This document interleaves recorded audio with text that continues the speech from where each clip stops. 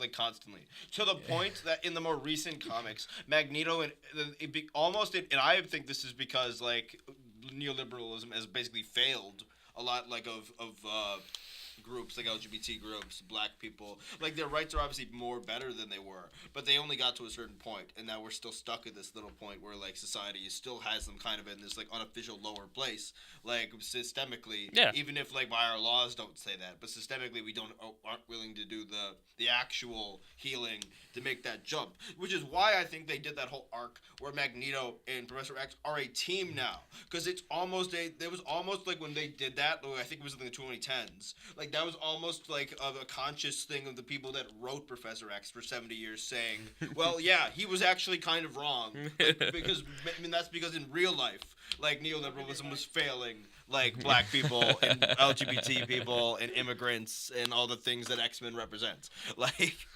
Because X-Men has never been about oppression or anything. They represent all oppressed people. That's what, like, in no matter the context, like X-Men can serve you, like literally anyone. You can be LGBT, you can be a woman, you can be black, you can be any minority, you can be an immigrant, you can be non-binary like Marv is, which I actually think is a smart change, honestly, considering his powers. It makes sense. Which they just made. Is Marv always just like Mystique, basically? Or does Mystique actually not get, like, the actual abilities of I don't think... Well, I think that she can mimic the abilities, but, like, in the original X-Men... Check 1, 2, check, like, check. She could morph into Wolverine and, like, his claws would come out, but they weren't, like, actual claws. Yeah. Like, I was really impressed with that. I tried to watch the original series...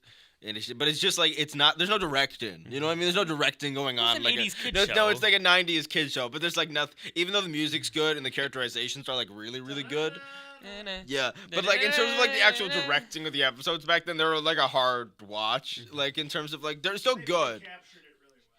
For instance, I think as much as I think X-97 is very good, like the original one. I think that like I would talk like the other.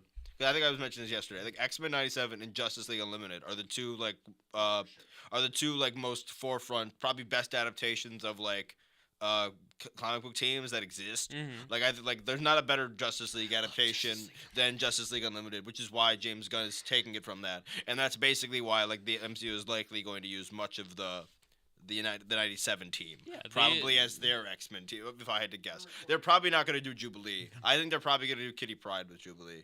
Because I think they always do and it's not a bad thing to do the Wolverine and like a girl, like